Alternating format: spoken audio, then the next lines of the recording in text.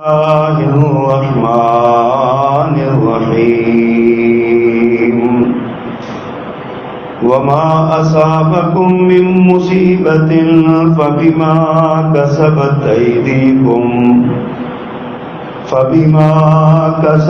أيديكم ويعفو عن كثير وما أنتم بمعجزين في الأرض وما لكم من دون الله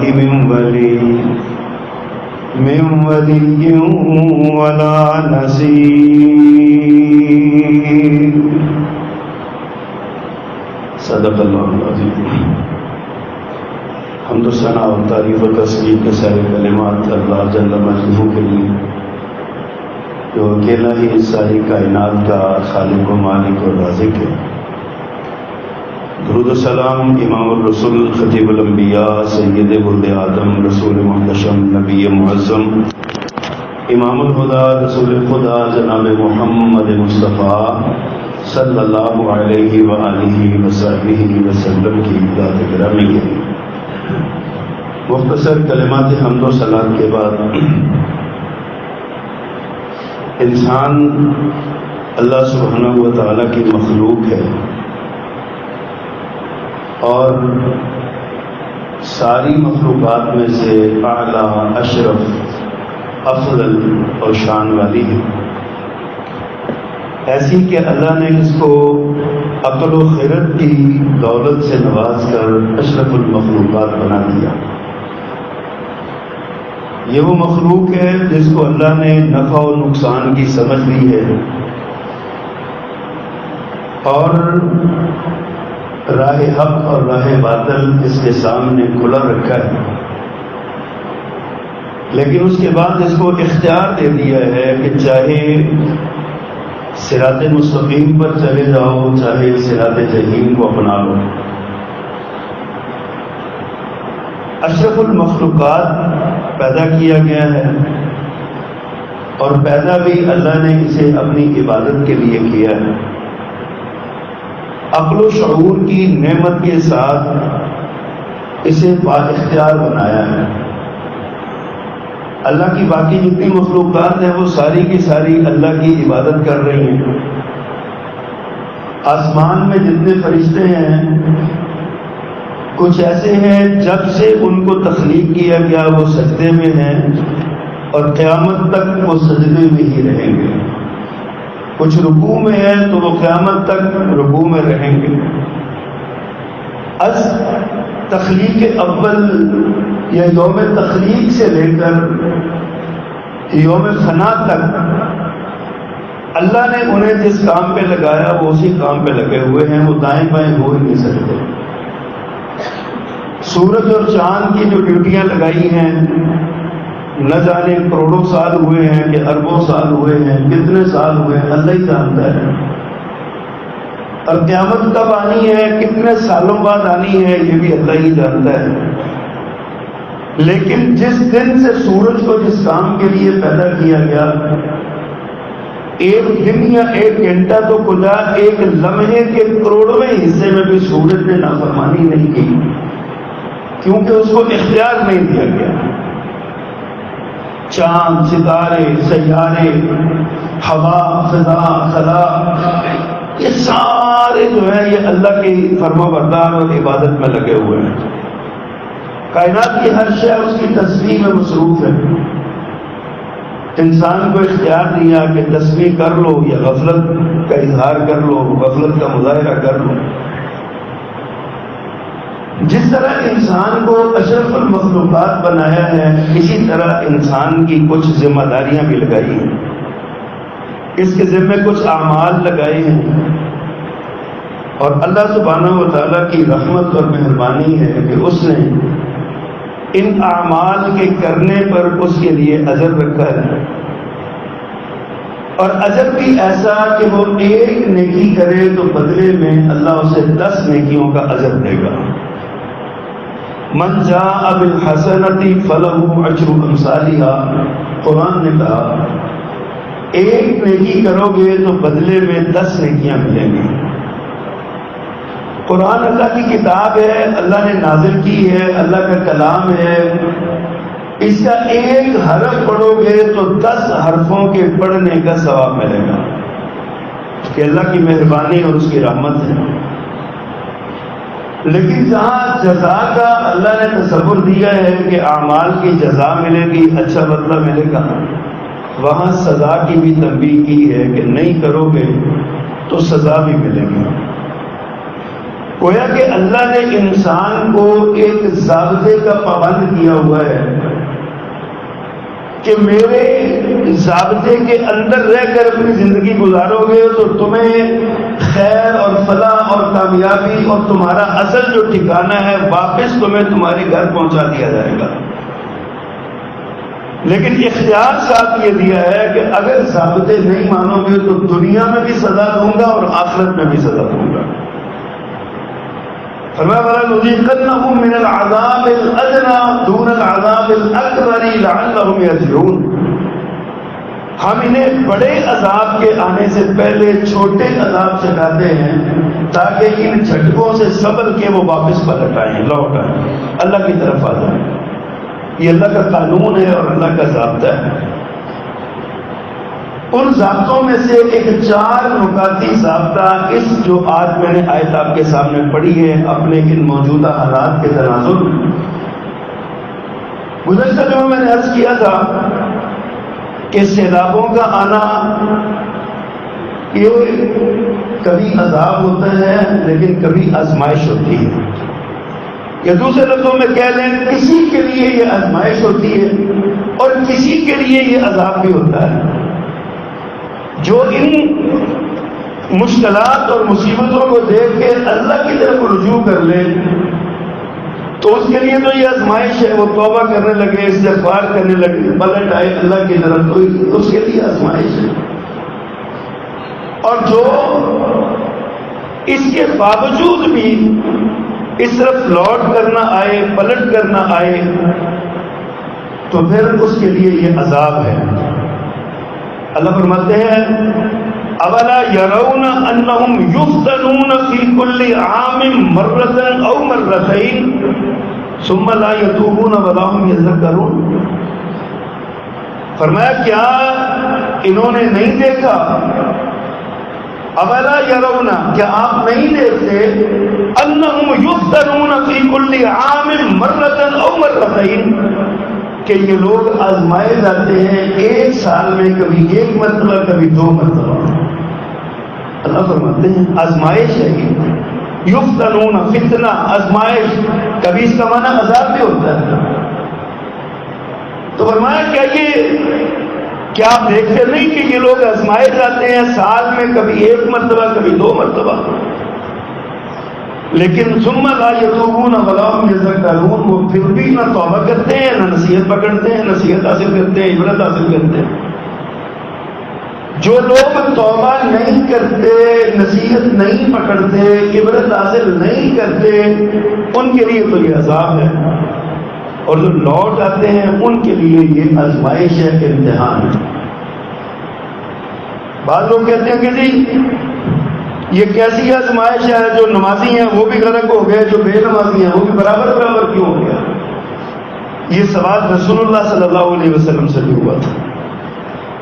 آپ سے بھی کہا گیا کہ جب اللہ کی طرف سے کوئی عذاب یا آزمائش یا ابتلا یا مصیبت آتی ہے تو اس میں گناہ گار اور بے گناہ سارے ہی پھنس جاتے ہیں، تو وہ جو بے گناہ ہیں ان کا کیا قصور ہے؟ تو نبی صلی اللہ علیہ وسلم نے اس کے جواب میں یہ وضاحت فرمائی تھی کہ جب اللہ کا اس طرح کا کوئی امتحان آتا ہے تو اس چکی میں سارے ہی پستے ہیں، لیکن قیامت کے دن ہر بندہ اپنی نیت کے مطابق اٹھایا جائے گا. اگر مومن اور بے گناہ ہے تو اللہ اسے قیامت کے دن جنتوں کا وارث بنا دے گا. اس لیے یہ کوئی ضروری نہیں، قرآن نے اسی لیے کہا وَاتَّقُوا فِتْنَةً لَا تُصِيبَنَّ الَّذِينَ ظَلَمُوا مِنْكُمْ خَاصَّةً. اس عذاب سے بچو، اس فتنے سے بچو، اس مصیبت سے بچو، جب وہ آئے گا تو تم میں سے صرف ظالموں کو نہیں چھوئے گا. گویا کہ وہ یہ آزمائش ہر ایک پہ آ سکتی ہے. وہ لوگ جو اپنے اموال کی زکات دیتے ہیں وہ بھی اس آزمائش کا شکار ہو سکتے ہیں. آزمائش ہے ان کے لیے. جو نہیں دیتے اور پلٹتے نہیں ہیں یہ ان کے لیے عذاب بن جائے گا. یہ ان کے لیے عذاب ہے. ان کا سارا کچھ برباد ہو گیا. مومن کی شان یہ ہے کہ مومن جب کسی آزمائش کا شکار ہوتا ہے تو اس کو بدلے میں دنیاوی نقصان کے بدلے میں اللہ جنت عطا فرما دیتے ہیں. اور جنت ایسی چیز ہے, حدیث میں آتا ہے کہ ایک بندہ ایسے کر کے جنت کا چکر لگا کے آئے گا نا تو اللہ سے پوچھیں گے سناؤ دنیا میں کبھی کوئی تکلیف کوئی مصیبت کو آزمائش دیکھی ہے؟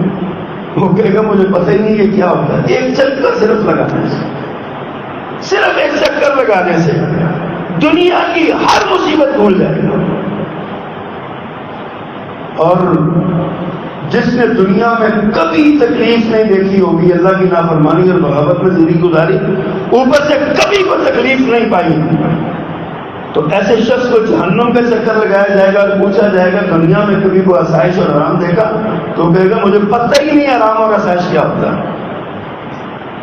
تو یہ جب آزمائش آتی ہے اس میں مومن یا فرما بردار اور اللہ کے احکامات کو ماننے والے اس آزمائش کا شکار ہوں تو اللہ اس کے بدلے میں انہیں جنت عطا کرتے ہیں. تو جنت سے بڑی کوئی دنیا کی ہر شے پیچھے رہ گئی, جنت سب سے اوپر. تو جو آیت میں نے آپ کے سامنے پڑھی ہے اس میں اللہ تعالیٰ نے ایک 4 نکاتی فارمولہ اور اپنا ضابطہ دیا ہے. اللہ کا ضابطہ کیا ہے؟ فرمایا ما اصابکم من مصیبت فبما کسبت ایدی الناس فبما کسبت ایدیکم. جب تم میں سے کسی پر کوئی مصیبت آتی ہے تو وہ تمہارے اپنے ہی اعمال کا کیے ہوئے کا بدلہ ہوتا ہے. گویا کہ یہ مکافات عمل ہے. لیکن اس میں انبیاء بالکل بری ہیں, وہ معصوم ہوتے ہیں, اللہ ان کو خطا کرنے ہی نہیں دیتا, ان کا اللہ حفاظت کرتا ہے. اور 3 وہ لوگ جن کو مفعول کرم کہا گیا, چھوٹا بچہ, مجنون اور سویا ہوا, وہ بھی کوئی عمل کر لے تو اس کی بھی کچھ تکلیف نہیں ہے, کوئی ان پر کوئی گناہ نہیں. باقی جو باشعور اور باعقل صاحب عقل خرد ہیں ان کے اعمال کا بدلہ ہوتا ہے یہ دنیا کی جتنی آزمائشیں اور مصیبتیں اور ابتلائیں اور آزمائشیں اور امتحان ہوتے ہیں. فرمایا ما اصابکم من مصیبت, جو بھی مصیبت مشکلات تم پر آتی ہیں فبما کسبت ایدیکم, وہ تمہارے اپنے اعمال کا نتیجہ, جو تم نے کام کیے تمہارے ہاتھوں نے جو کچھ کیا اس کا نتیجہ ہے. ایک ضابطہ یہ ہے, اللہ کا قانون ہے وما ظلمونا ولکن كانوا انفسهم یظلمون, ہم کسی پر ظلم نہیں کرتے, انسان اپنی ذات پر آپ ظلم کرتا ہے. تو فرمایا جو کرتے جو بھگت رہے ہو وہ تمہارے اعمال کا بدلہ ہے. اور دوسرا ضابطہ کیا ہے؟ وَيَعْفُو عَنْ كَثِيرٍ, اور اللہ بہت سے تمہارے گناہ ویسے نظر انداز کر دیتا ہے. حالانکہ اللہ تمہارے بہت سے گناہوں کو نظر انداز کر دیتا ہے. دیکھیے ایک نیکی کے بدلے 10 نیکیاں اور 10 گناہ معاف, درجے بلند, وضو کرنے سے گناہ معاف, مسجد کی طرف چل کے آنے سے ہر قدم کے بدلے گناہ معاف. کسی مسلمان بھائی سے ہاتھ ملا رہے ہو تو ہاتھ ملا کے ہاتھ چھوڑو گے سارے گناہ معاف. کسی کو مسکرا کے دیکھو گے تو تمہارے گناہ معاف. یہ وہ ہیں وَيَعْفُو عَنْ كَثِيرٍ جن پہ اللہ پکڑتا نہیں ہے, چھوٹے موٹے. فرمایا لَا يُؤَاخِذُكُمُ اللَّهُ بِاللَّغْوِ فِي أَيْمَانِكُمْ, تمہاری لغو قسموں پہ بھی تم سے پوچھا نہیں جائے گا. وہ کہتے ہیں نا کسی نے کہا تم بڑی قسمیں کھاتے ہو, کہتا اللہ کی قسمیں کروں گا نا. وہ یہ لغو قسمیں, اس کا کوئی اعتبار نہیں. اللہ وَيَعْفُو عَنْ كَثِيرٍ کے زمرے میں آتا ہے. اللہ فرماتے ہیں بہت سے گناہ, یہ ضابطہ ہے اللہ کا. یعنی یہ نہیں ہے کہ اللہ ہر گناہ پہ پکڑ لیتا ہے. خدا کی قسم اگر اللہ ہر گناہ پہ پکڑنے لگے نا تو کوئی کسی کو منہ دکھانے کے قابل نہ رہے. سڑکوں میں گلیوں میں نہ نکل سکے, گھروں سے باہر نہ نکل سکے, اپنے بچوں کو منہ نہ دکھا سکے, اپنی بیوی اور شوہر کو منہ نہ دکھا سکے. اللہ کی یہ نعمت ہے, انعام ہے اللہ کا بہت بڑا. وَيَعْفُو عَنْ كَثِيرٍ, اللہ بہت سے گناہوں سے ویسے ہی درگزر کر دیتا ہے. یہ ضابطہ ہے اللہ کا. کو بندہ کہنا میں پہلے گناہ کی طرف پھٹیا گیا, ایسا نہیں ہوتا. یہ اللہ کے قانون کے خلاف ہے, اللہ کا ضابطہ یہ نہیں ہے. وَيَعْفُو عَنْ كَثِيرٍ, بہت سی چیزیں ادھر ادھر کر دیتا ہے، تمہارے گناہوں سے نظر انداز کر دیتا ہے، مٹا دیتا ہے. گناہ کیا ہے، وضو کیا ہے، تمہارے گناہ معاف ہو گئے. کوئی غلطی ہو گئی اور مسجد کی طرف چل کے آئے، اللہ نے جھاڑ دیے، معاف کر دیا. 2 نفل توبہ کے پڑھ لی، اللہ نے معاف کر دیا. وَيَعْفُو عَنْ كَثِيرٍ، بہت سے گناہ اللہ معاف کر دیتا ہے. اور تیسری بات، اب اگلی آیت کے 2 حصے ہیں، اس میں اللہ نے اپنی قدرت کا اظہار کیا. فَمَا أَنْتُمْ بِمُعْجِزِينَ فِي الْأَرْضِ، تم اللہ کو عاجز کرنے والے نہیں ہو. زمین میں رہتے ہوئے اس کے عاجز نہیں کر سکتے اللہ کو تم، کہ تم یہ سب ہم کہتے ہیں جی نیشنل ڈیزاسٹر مینجمنٹ بنا لی ہے، اب ہم جو ڈیزاسٹر ہیں ان کا مقابلہ قدرتی آفات کا مقابلہ کریں گے. جو قدرتی آفت ہے اس کا مقابلہ نہیں ہو سکتا. قدرتی آفت کا مقابلہ اللہ کے سامنے جھکنے سے ہو سکتا ہے. ہمارے جامعہ سلفیہ کے شیخ الحدیث بزرگ عالم دین، استادوں کے استاد حضرت شیخ الحدیث علامہ عبدالعزیز علوی رحمہ اللہ بڑا خوبصورت جملہ کہا کرتے تھے. 2023 میں سیلاب آیا تو بڑا یہ معاملہ ہوا، تو انہوں نے فرمایا تھا تمہارے سیلاب کے بعد اپنی مسجدوں کو دیکھو کہ اس میں کتنی رونق ہوئی ہے، کتنے نمازی بڑھ گئے سیلاب کے بعد، اس میں غور کرو. آج بھی آپ دیکھ لیں گے اتنا بڑا سیلاب ہے کہ ساری قوم ہلی پڑی ہے. ہماری توبہ میں کوئی مصیبت زلزلہ آتا ہے تو استغفر اللہ استغفر اللہ، زلزلہ ختم ہوا پھر وہی ہماری سرگرمی ہے. یہ ہماری استغفر اللہ لمحوں کی ہے، دل کی نہیں ہے، زبان کی ہے. مصیبت ہے کہ استغفر اللہ کر لو، بعد میں پھر چھوڑ دو. اتنی بڑی آزمائش آئی ہے اور کہتے ہیں قدرتی آفات کا مقابلہ کریں گے. آج تک کبھی کسی حکمران نے کتنے زلزلے، کتنے سیلاب، کتنی قدرتی آفات آئی ہیں، کسی بھی حکمران کی زبان سے آپ نے سنا کہ میں قوم سے اپیل کرتا ہوں اللہ سے توبہ کریں؟ مجھے تو نہیں. آپ کسی نے کہا ہو، آپ کو پتا ہو تو بتائیے گا. حکمرانوں کی ترجیحات میں یہ بات نہیں کہ اپنی قوم کو اللہ کی طرف لوٹاؤ، اللہ کی طرف بلاؤ، اللہ سے توبہ کرو. یہ پانی جو ہے یہ سمندر میں بھی تو جا کے گر رہا ہے نا. اللہ سے توبہ کی ہوئی ہو تو اللہ کی زمین میں اس کو جذب کر دے. ہمارا جو پانی کا لیول ہے وہ ختم ہو رہا ہے، کم ہو رہا ہے. 400 فٹ پہ جا کے پانی صاف نکل رہا ہے. یہ سمندر کا یہ دریا سیلاب کا پانی زمین میں چلا جائے، ہمارے 20 فٹ پہ پانی نکلنے لگ جائے گا. کئی مقامات آج بھی ایسے ہیں جہاں پانی کا لیول بہت کم ہے، 50 40 50 60 فٹ پہ پانی نکل آتا ہے. اللہ کو کیا مشکل ہے؟ ان اللہ علی کل شیء قدیر کا پر یقین نہیں ہے، اللہ کی قدرت پر یقین نہیں ہے. کہتے ہو مقابلہ کریں گے، اللہ کہتے کر کے دکھاؤ. وما انتم بمعجزین فی الارض، زمین میں عاجز نہیں کر سکتے تم اللہ کی قدرت کو. اور فرمایا وما لکم من دون اللہ من ولی ولا نصیر. اور یہ بھی یاد رکھو اللہ کے سوا تمہارا ہے بھی کوئی نہیں، اللہ کے سوا تمہارا ہے بھی کوئی نہیں. جو مددگار ہو، حامی ہو، تمہارا ولی ہو، کوئی نہیں ہے. نافرمانی اور بغاوت میں زندگی گزارو تب بھی وہی ہے تمہارا، اطاعت اور فرما برداری میں گزارو تب بھی وہی ہے تمہارا. اس بات کا یقین پیدا کیجیے، اس بات پر اللہ کی طرف رجوع کیجیے کہ اللہ کے سوا ہمارا کوئی نہیں.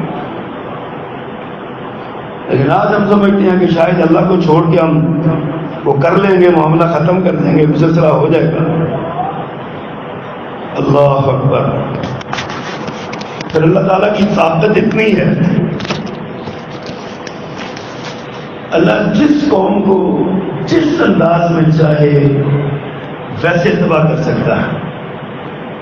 اللہ نے کوئی مستری تو نہیں بلانا ہے، کوئی انجینئر بھی نہیں بلانا ہے، کوئی ٹھیکیدار بھی نہیں بلانا ہے، کوئی مزدوروں کی تلاش بھی نہیں ہے. اذا اراد شيئا ان يقول له كن فيكون. وہ تو جب کسی کام کا ارادہ کر لیتا ہے تو کہتا ہے ہو جاتا ہو جاتا، بس بات ختم ہو. اس کے لیے کیا مشکل ہے؟ اللہ اکبر. نوح علیہ السلام کی قوم پر سیلاب کا عذاب آیا، تو کیا ہوا؟ فرمایا ففتحنا ابواب السماء بماء منہمر.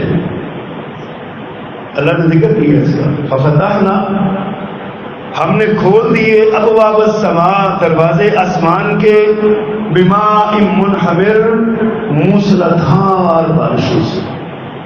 اس کا معنی کلاؤڈ برسٹ بھی کیا گیا آج کی زبان میں. بارش برسی اور لمحوں کے اندر کیوسک، لاکھوں کیوسک پانی پیدا ہو گیا، نکل آیا، اوپر اتر آیا. قوم نوح کے عذاب میں ایک بات یہ کہ بیمار منہمر موسلادھار بارشوں سے آسمان کے دروازے کھولے، اور ساتھ فرمایا وَفَجَّرْنَا الْأَرْضَ عُيُونًا، اور ہم نے زمین کو پھاڑا، چشمے بنا دیے، زمین کے چشمے اوپر پڑے. اوپر سے بھی پانی برس رہا ہے، نیچے سے بھی پانی نکل رہا ہے. فَالْتَقَى الْمَاءُ عَلَىٰ قَدْ قُدِرَ، فرمایا جس کام کے لیے پانی کی ڈیوٹی لگائی گئی تھی پانی مل گیا. آپ اندازہ کریں کہ وہ کتنا اونچا پہاڑ ہوگا جس کی طرف نوح علیہ السلام کے بیٹے نے اشارہ کیا تھا کہ صحابی الا جبل، میں اس پہاڑ پہ چڑھ جاؤں گا، یاسمونی من الماء، مجھے پانی سے بچا لے گا. اللہ فرماتے ہیں فحال بینہم الموج فکان من المغرقین، ایک موج پانی کی، ایک لہر پانی کی، ویو پانی کی آئی اور وہ غرق ہونے والوں سے ہو گیا. آسمان سے بھی پانی برسے، زمین سے بھی پانی نکلے تو تباہی ہی تباہی ہے نا، اور کیا ہوگا؟ آج آپ دیکھ لیں ہمارے کہ جتنے سیلابوں کی صورتحال ہے ایسی بن رہی ہے. یہ جو خیبر پی کے میں ٹنوں وزنی پتھر جن کو کرینے نہیں اٹھا سکیں، اس پانی میں کتنی طاقت ہوگی جو پانی ان کو وہ گروئی کے گدے کی طرح اٹھا کے بگاتا رہا، لے جاتا رہا. پانی کی طاقت ہے؟ نہیں، اللہ کی طاقت ہے. اللہ نے پانی کو یہ طاقت بخشی اور یہ ٹنوں وزنی پتھر اٹھا کر اس نے کئی کے کئی نہ پھینکے ہیں. اور اب یہ پانی بیراج ٹوٹ گیا، بند ٹوٹ گیا، ڈیم ٹوٹ گیا، اسپیل ویز ٹوٹ گئے، گیٹ ٹوٹ گئے سارے. یہ کون کرتا ہے؟ ان میں تو بڑا بڑا کنکریٹ بھرا ہوا ہوتا ہے، پانی کی چھلوں کو لہرنے کا ڈیزائن کیا ہوتا ہے. یارو جب اللہ کی قدرت آ جائے تو پھر مقابلہ نہیں ہوتا. وما انتم بمعجزین فی الارض، یہ پانی اللہ کا لشکر ہے. وما یعلم جنود ربک الا هو، اور تم اللہ کے لشکروں کو جانتے ہی نہیں ہو. اللہ ہی جانتا ہے اس کا کون سا لشکر کہاں کام کر رہا ہے. کبھی مکھیوں کو لشکر بنا دے، کبھی مچھروں کو لشکر بنا دے، کبھی ہواؤں کو لشکر بنا دے، کبھی فضاؤں کو لشکر بنا دے، کبھی پانی کو لشکر بنا دے، کبھی چشموں کو، کبھی بارش کو. یہ اس کی مرضی ہے. یہ سارے اس کے لشکر ہیں اور سارے اس کے حکم کے پابند ہیں. کبھی ہوا بھی عذاب کا سبب بنتی ہے.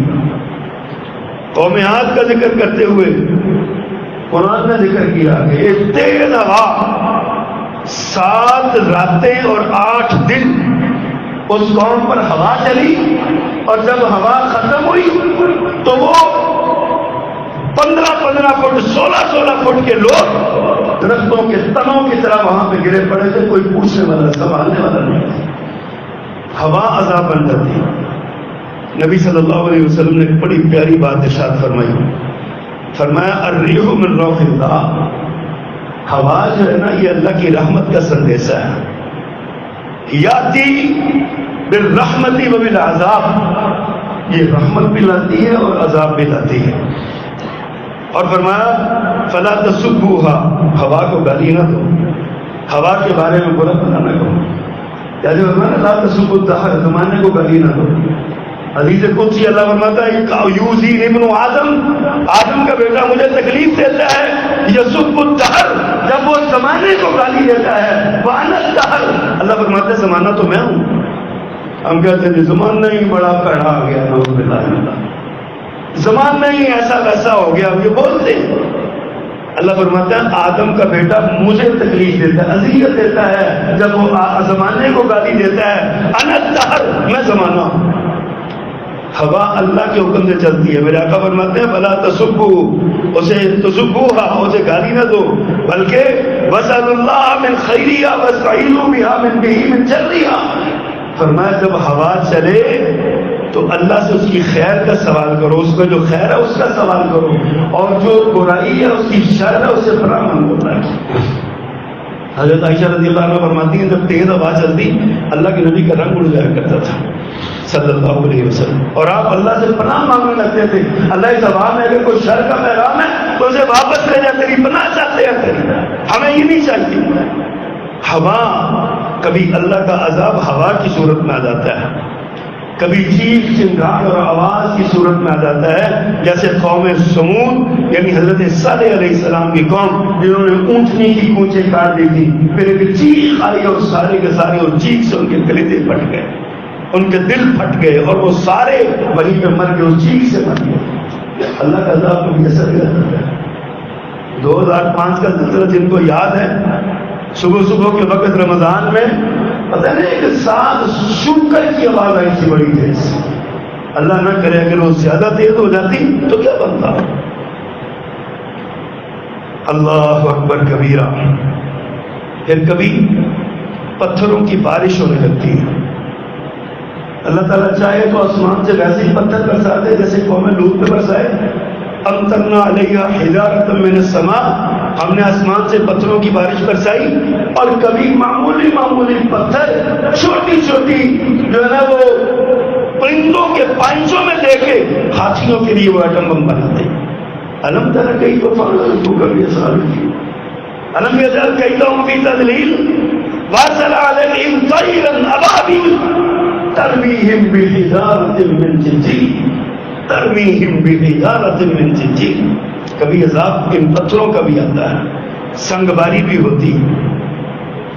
اللہ نے اہل مکہ کو بھی یہی دھمکی دی تھی، ام امنتم من فی السماء ان یرسل علیکم حاصبا، کیا تم آسمان والے سے اتنے بے خوف ہو گئے ہو، تمہیں ڈر نہیں لگتا کہ وہ تم پر آسمان سے پتھروں کی بارش برسا دے گا؟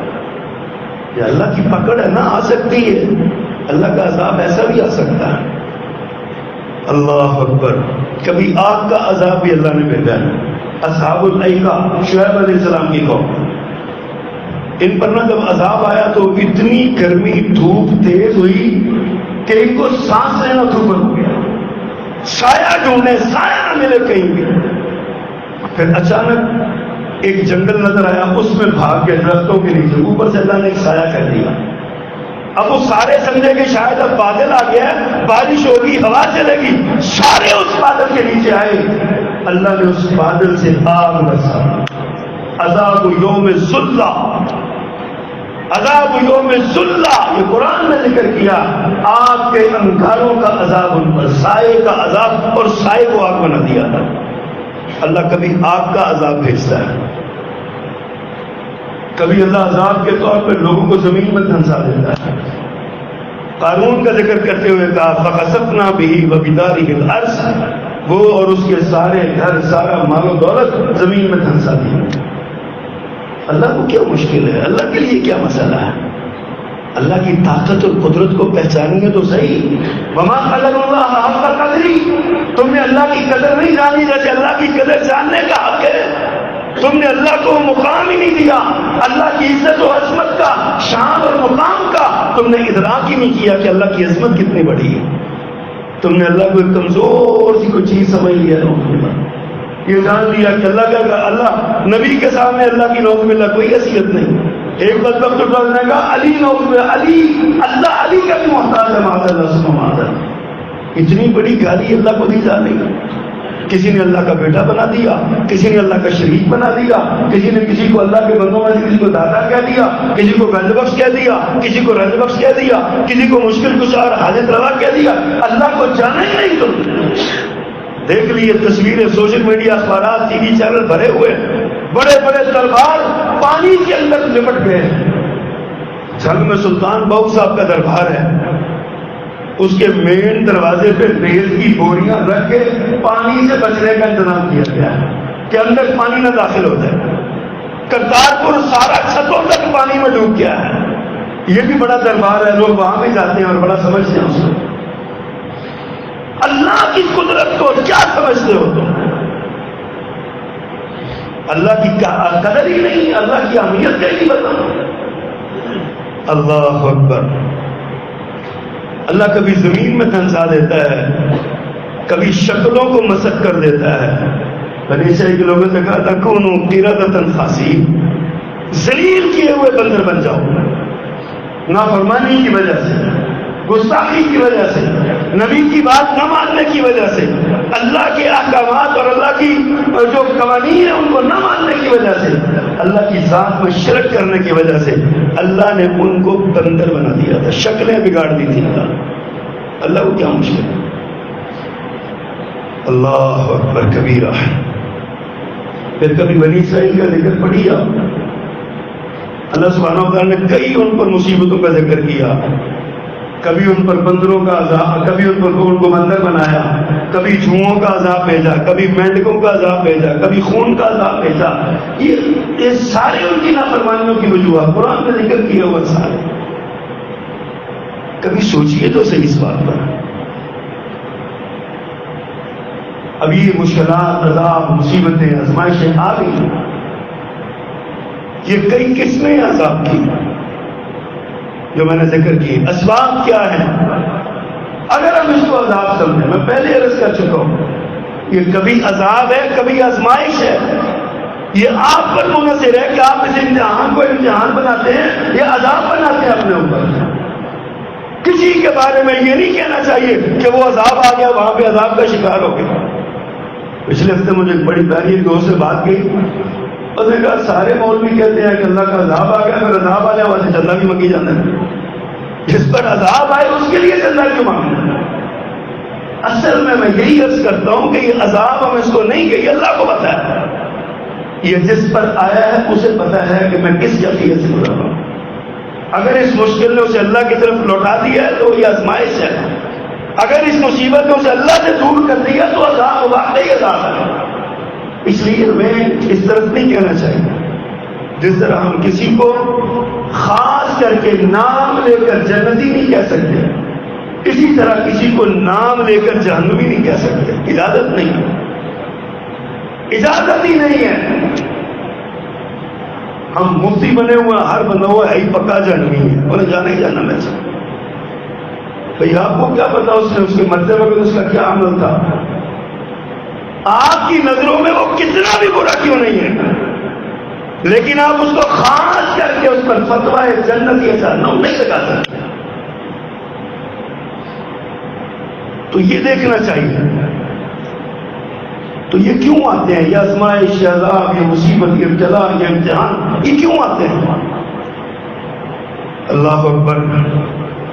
پیارے پیغمبر صلی اللہ علیہ وسلم نے فرمایا اذا ظہرت الفاحشۃ فی قوم اذن اللہ تعالی فی ہلاکہم بعذاب لم یکن فی اسلافہم. فرمایا جب کسی قوم میں بے حیائی عام ہو جائے، فحاشی عام ہو جائے، تو پھر اللہ ان پر ایسا عذاب مسلط کرتا ہے جو ان کے بڑوں نے جس کا نام تک نہیں سنا. آج آپ دیکھ لیجیے ہمارے یہاں بے حیائی کی کیسی کیسی قسمیں. آپ کے لاہور میں ایک پرچہ درج ہوا، ایف آئی آر ہوئی. وہاں پہ جناب کوئی تنظیم ہے، اس نے شیطان کی پوجا کا دن منایا، برہنہ ڈانس ہوئے اور شیطان کی پوجا کی گئی، شکلیں بگاڑی گئی، شیطانی شکلیں بنائی گئی لاہور کے اندر مسلمان کہلانے والا. پرچہ ہوا، ساری دنیا ان کی حمایت میں امڑ آئی. جس نے لبرل سے وزیر آزادی ہے، اظہار رائے ہونا چاہیے. یہ کیا ہے؟ وہ جہنم کا خبیث جس نے نبی کریم صلی اللہ علیہ وسلم کے بارے میں نعوذ باللہ دجال کا لفظ بولا، معاذ اللہ، علن اعلان بولا، اس کو گرفتار کیا گیا. تو باقی وہ قادیانی بڑے اس کی حمایت میں اٹھ کھڑے ہوئے ہیں. ربوہ ٹائم اسپیشل لکھتا ہے کہ جناب اسلامی اسکالر کو گرفتار کر لیا گیا. بھائی اس کو کس نے اسکالر بنا دیا؟ اسلامی اسکالر بنا دیا. لیکن ہمارے معاشرے میں وہ بھی اسلامی اسکالر ہے جو اللہ کی توہین کرے، اللہ کے رسول کی توہین کرے، اللہ کے نبی کے صحابہ کی توہین کرے، شاعر اسلام کی توہین کرے. وہ ہر شخص کے بارے میں فتوے لگائے. وہ بھی اسلامی اسکالر بنایا ہوا اس کو بھی. اچھا، جتنے دین پسند لوگ ہیں وہ تو اس کی گمراہی کا فتویٰ دیتے ہیں. اور جتنے لبرل سیکولر سوشلسٹ جتنے بھی ہیں وہ قادیانی رافضی سارے اس کی حمایت میں کھڑے ہیں کہ جی اسلامی اسکالر ہے، اس کی بڑی سپورٹ کی جا رہی ہے، بڑی اس کی حمایت کی جا رہی ہے کہ جناب اس کی گرفتاری غلط ہو گئی، کیوں گرفتار کیا گیا، اس کو لیڈر بنایا جا رہا ہے، اس کو یہ کیا جا رہا ہے، وہ کیا وہ اللہ کے نبی سے وہ اس نے عیسائیوں کے بارے میں کہا کہ عیسائی نعوذ باللہ عیسائی حضرت محمد رسول اللہ صلی اللہ علیہ وسلم کو نجات سمجھتے ہیں معذرت۔ اب عیسائی چیخ رہے ہیں، وہ کہتے ہیں ہم نے نہیں کہا، ہمارا کوئی عقیدہ نہیں ہے، پورا ملک آگ میں لپیٹ میں آ جاتا ہے، عیسائی مسلم متعدد ہو جاتے ہیں۔ اگر اسے گرفتار کیا گیا تو جناب سارے طبقے اس کی حمایت میں کھڑے ہو گئے، عذاب نہ آئے تو اور کیا ہو، مصیبتیں نہ آئے تو اور کیا۔ اللہ اکبر۔ تو یہ فحاشی، یہ اللہ فرماتے ہیں ایسا عذاب آئے گا کہ پہلے تم سے پہلوں پہ کبھی کسی پر ایسا عذاب نہیں آیا، مشکل نہیں۔ اللہ اکبر۔ عذاب کی وجوہات یہ ترک دعوت، امر بالمعروف نہیں نے مجھ کا چھوڑ دیا، عذاب آئے گا، لازمی عذاب آئے گا۔ غور کرنا چاہیے کیا ہمارے معاشرے میں امر بالمعروف نہیں منکر ہو رہا ہے، لوگوں کو برائی سے روکا جا رہا ہے، نیکی کی دعوت دی جا رہی ہے؟ اگر ہے تو بچ جاؤ گے، ورنہ اگر یہ سلسلہ مکمل ختم ہو گیا تو روح ہستی سے نام و نشان مٹا دیا جائے۔ اسی طرح ترک جہاد سے عذاب آتا ہے۔ آپ دیکھیے ہمارے اس ہوش میں 65 کے بعد پہلی جنگ ہوئی ہے نا، یہ مئی کے اندر جو ہوئی ہے، پہلی جنگ ہوئی ہے، جہاد کیا صحیح آفیشل حکومت پاکستان نے، افواج پاکستان کو حکم دیا اور جہاد ہوا۔ کتنے فائدے اس کے ملے، کتنے فائدے، دنیا میں ہمارا نام ہوا، پاکستان کی طاقت کو تسلیم کیا گیا، لوگوں نے پاکستان میں انویسٹمنٹ کی، لوگوں نے طیاروں کی خریداری میں دلچسپی لی، ایک جہاد شرعی صحیح جہاد کیا، اتنے فوائد ہیں۔ اور اگر مسلمان حکومتیں صحیح جہاد کرنے لگ جائیں تو آپ بتائیے کتنے اس کے مال غنیمت کے ڈھیر نہ لگ جائیں گے، معاشی مسائل حل نہ ہو جائیں گے سارے۔ سودی نظام سے چھٹکارا، یہ سود کی معیشت، جب اللہ فرماتے ہیں یہ عذاب کا باعث ہے تو ہم کہتے ہیں نہیں، اس کے بغیر گزارا ہی نہیں ہے، عذاب نہ ہے تو اور سوچنا چاہیے ہمیں اس بات میں۔ اللہ اکبر۔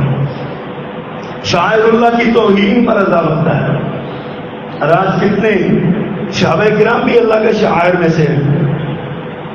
اللہ کے نبی صلی اللہ علیہ وسلم کی ذات، آپ کی مسجد، آپ کا بیت اللہ مکہ مکرمہ، کتاب اللہ، اور یہ دین کے سارے ادارے، مساجد، مدارس، یہ سب شاعر اللہ میں ہے، اللہ کا دین شاعر اللہ میں ہے۔ اس کا سریعان مذاق اڑاؤ گے تو عذاب نہیں آئے گا تو اور کیا ہوگا؟ سوچنے والی بات ہے۔ پھر مال غنیمت کو ذاتی سمجھا جانا، امانت میں خیانت کرنا، زکوٰۃ کو تاوان سمجھنا، مصیبت سمجھنا، اور پھر بیوی کی فرما برداری اور ماں کی نافرمانی کرنا، دوست کی عزت اور احترام وفا کرنا اور باپ سے بے وفائی اور باپ سے لڑائی جھگڑا کرنا، اسی طرح مساجد میں دنیاوی باتیں کرنا، مسجدوں میں بیٹھنا، دنیا کی باتیں کرتے رہنا، دنیا میں وہ یہ ہو گیا، اس نے یہ کر دیا، اس نے وہ کر دیا۔ اللہ کے عذابوں کی وجوہات ہیں جو احادیث میں بیان نہیں ہے، پیارے پیغمبر صلی اللہ علیہ وسلم نے بتایا۔ حضرت علی کی روایت ہے یہ، جس میں آپ نے 15 چیزیں بیان کی ہیں جو اللہ کے عذاب کو مستحق بناتی ہیں، اللہ کے عذاب کا۔ ان میں مسجد میں باتیں کرنا، اللہ اکبر، رذیل کمینے اور فاسق شخصوں کو اپنا سربراہ اور اپنا قائد بنا لینا، کسی کی عزت اس کے شر سے بچنے کے لیے کرنا، یار بڑا زبان دراز ہے، کی حال ہے جی فلاں صاحب ٹھیک ہو، پھر بعد میں کہنا یار یہ بڑا بدتمیز ہے، بڑا یہ زبان دراز ہے، اس کی زبان سے بچنے کے لیے میں اس کی عزت کر رہا ہوں۔ یہ عذاب کی وجوہات میں حضرت علی فرماتے ہیں رضی اللہ تعالیٰ عنہ۔ اللہ اکبر۔ شراب نوشی عام ہو جانا، مرد ریشم کے کپڑے لباس پہننے لگے، گانے والیاں عام ہو جائیں، ہم گانے والیوں کو بک کریں، شادی بیاہوں پہ کرتے نہیں ہم، بلائی جاتی ہیں باقاعدہ، آلات مزامیر عام ہو جانا، گانے بجانے کے آلات عام ہو جانا۔ آپ فرماتے ہیں میں آلات مزامیر توڑنے کے لیے آیا ہوں۔ یہ عذاب کی وجوہات میں آلات مزامیر کا عام ہو جانا۔ اور ایک اور بڑی بات حضرت علی نے نبی صلی اللہ علیہ وسلم سے روایت فرمائی، فرمایا بعد میں آنے والے پہلوں پہ لعن تان کریں گے۔ آج کچھ بد نصیب اور بدبخت جیل میں بھر کے یہ اصحاب رسول پر لعن طعن کرتے ہیں، حضرت امیر معاویہ، حضرت ابو سفیان رضوان اللہ علیہ مجمعین پر لعن طعن کرتے ہیں اور کہتے ہیں کہ جب ہم تحقیقات کر رہے ہیں، ہماری بڑی تحقیق ہے ہماری. میرے آقا نے فرمایا تھا عذاب کی وجوہات میں سے ایک وجہ یہ ہے کہ پچھلے بات پہلوں پہ لعن طعن کرنے لگے. فرمایا جب ایسا ہو جائے تو اس وقت زمین میں دھنسائے جانے کا، آندھیوں کا، خسف کا، مسف کا انتظار کرو گے، سرخ آندھیوں کا، سرخ آندھیاں چلے گی. میری آقا نے فرمایا. تو یہ چند ایک وجوہات ہے جس کا میں نے ذکر کیا، اور بھی بڑی وجوہات ہے. آج قوم جس آزمائش سے گزر رہی ہے، جس ابتلا اور امتحان سے گزر رہی ہے، کہ ہمارے لیے لمحہ فکریہ نہیں ہے. اللہ نے جو بات ارشاد فرمائی، اولا یرون انہم یفتنون فی کل عام مرۃ او مرتین، سال میں ایک بار یا دو بار آزمائے جاتے ہیں یہ سارے. کیا یہ غور نہیں کرتے اس بات پر؟ یہ لوٹتے نہیں ہیں. ثم لا یتوبون ولا هم یذکرون، نہ توبہ کرتے ہیں نہ نصیحت پکڑتے ہیں. اس بات پہ غور کرنا چاہیے. اللہ ہمیں سمجھ عطا فرمائے. بحیثیت قوم اللہ ہمیں اپنے گناہوں کی معافی مانگنے کی توفیق فرمائے. سبحان ربک رب العزت عما یصفون.